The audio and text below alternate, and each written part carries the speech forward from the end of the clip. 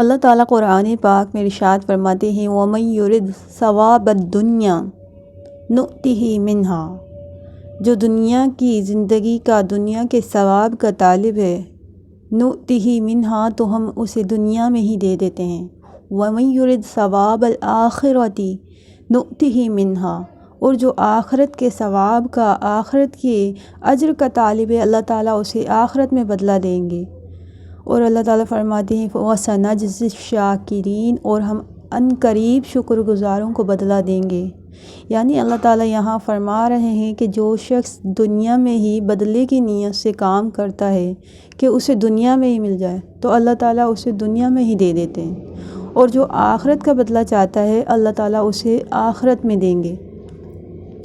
ایک حدیث میں آتا ہے انما الاعمال بالنیات، عملوں کو دارمدار نیتوں پہ ہے، یعنی انسان کوئی بھی عمل کرے اس کی نیت جیسی ہوگی ویسا ہی اسے بدلہ ملے گا۔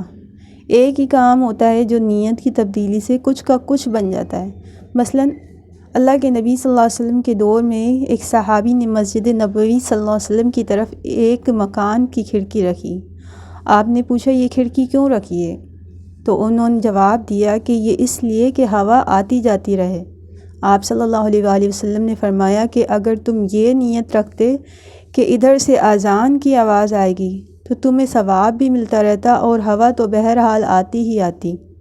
تو اگر غور کیا جائے تو انسان کے بہت سے کام ہوتے ہیں، بہت سے کاموں کا یہی حال ہے۔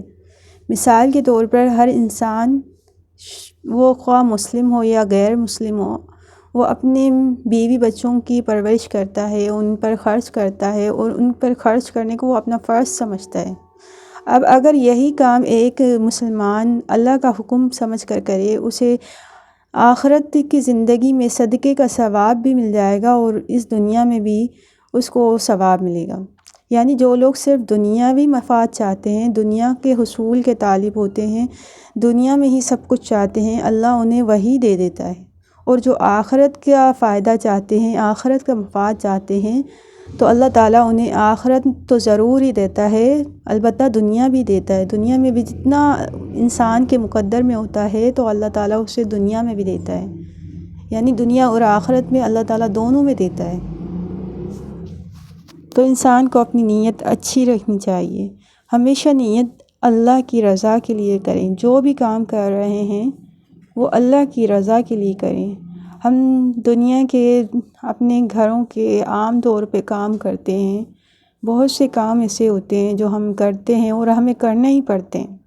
جیسے ہم، کوئی بیوی ہے وہ شوہر کی خدمت کر رہی ہے، ویسے بھی اس کو خدمت کرنی پڑتی ہے، لیکن اگر وہ اللہ کی رضا کے لیے کرے، اللہ کی رضا اس کے دل میں ہو کہ اللہ کی رضا کی نیت ہو، تو اسے ثواب بھی ملے گا، اور اس دنیا میں تو اس کو کرنا ہی ہے، آخرت میں اس کا اجر محفوظ ہو جائے گا۔ اگر کوئی ساس کی خدمت کر رہی ہے، کھانا بنا رہی ہے، دیوروں کی خدمت کر رہی ہے عورت، تو اسے چاہیے کہ نیت اچھی رکھے، اپنی نیت یہ رکھے کہ میں یہ اللہ کے لیے کر رہی ہوں، اللہ کی رضا کے لیے کر رہی ہوں، کہ اس سے میرا رب راضی ہوگا، اللہ راضی ہوگا، تو اسے دنیا میں تو فائدہ اس کا ملے گا ہی، انشاءاللہ اسے آخرت میں بھی ملے گا، اللہ کے پاس اس کا اجر محفوظ ہو جائے گا۔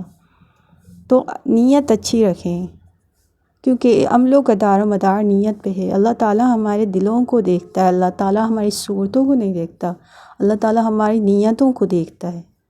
تو نیت ہمیں اچھی رکھنی چاہیے۔ السلام علیکم۔